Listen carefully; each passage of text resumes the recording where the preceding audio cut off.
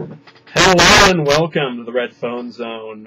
We're hitting you up with another Confessions of a Movie Snob. Aaron's already posted his thoughts on Sucker Punch, but this time I'm going to hit you with a Sucker Punch and give you my review. So stay tuned.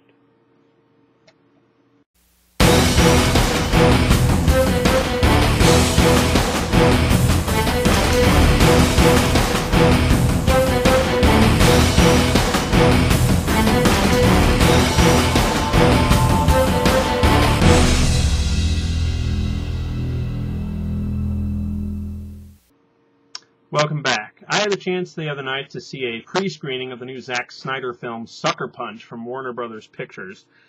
Zack Snyder is probably the most famous for his film versions of the graphic novels 300 and The Watchmen, and his visual style and his kinetic type of filmmaking.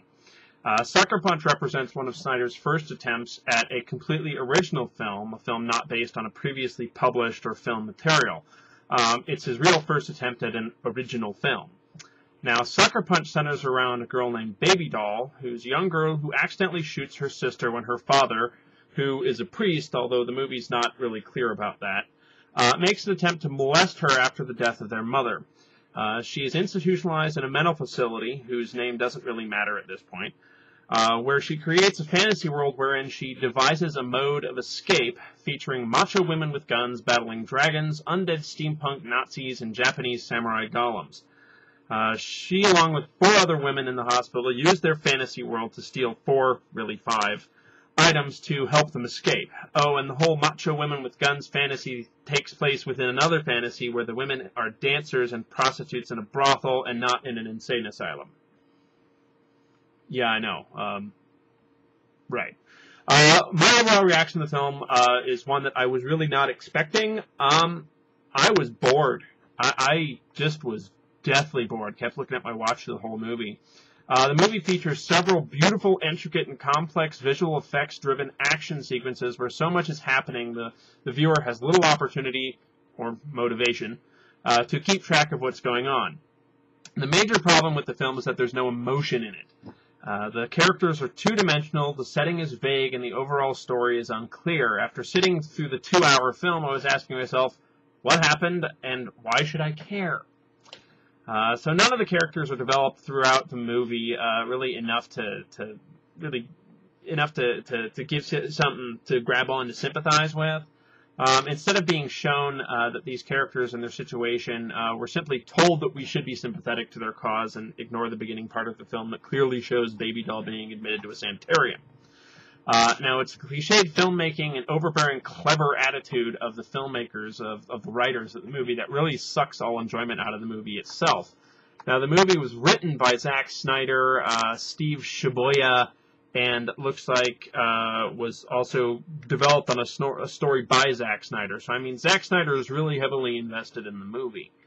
It stars, just for record, stars Emily Browning as Baby Doll, Abbie Cornish as Sweet Pea, Jena Malone as Rocket, Vanessa Hudgens as Blondie, Jamie Chung as Amber, also has Carla Gugino in it, plus John Hamm makes a very brief appearance. And really, Scott Glenn is in there as a random wise guy. As a viewer, I was left watching the movie with these action scenes with the kind of sort of detached attitude a parent has when they're supervising a child who's had too much sugar. You're supposed to watch this movie and be fist-pumping and rocking out to the music as these scantily clad women who are really sort of dressed up as schoolgirls of the whole movie. Kick ass and take names, but without any emotion present in the movie and the story, I sort of found myself staring blankly at explosion effect after explosion effect and sort of shutting off my brain with the feeling of, well, that's enough of that. The movie does its best to emulate the kind of anime style that you get from any number of other action and anime movies readily available anywhere else. For that matter, why would you want to, my question is, why would you want to watch a lackluster imitation of something that can be truly entertaining? I'm not the biggest anime fan, as my friends will attest to, but I can name a few anime movies over the last 30 years that this movie rips off that are more worth your time instead of settling for this cheap knockoff. Now, instead of wasting your time seeing this movie blandly imitating an anime, for example, you can spend your time on watching some of these actually important or entertaining pieces of Japanese animation.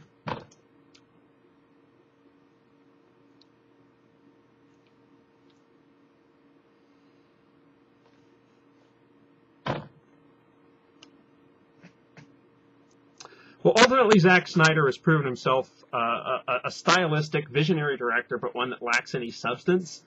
Without proper boundaries and guidelines, Snyder will simply turn out a flashy, unmemorable piece of tripe like this that simply wastes the time of moviegoers opting to drop money on a mindless action movie. Now, I'll be the first to admit mindless action movies have their place. I certainly have several of them in my DVD collection. But where most mindless action movies can be a fun distraction, this movie is just a classic example of all style and no substance. My vote is skip it. Ultimately, you know, there are better movies out there.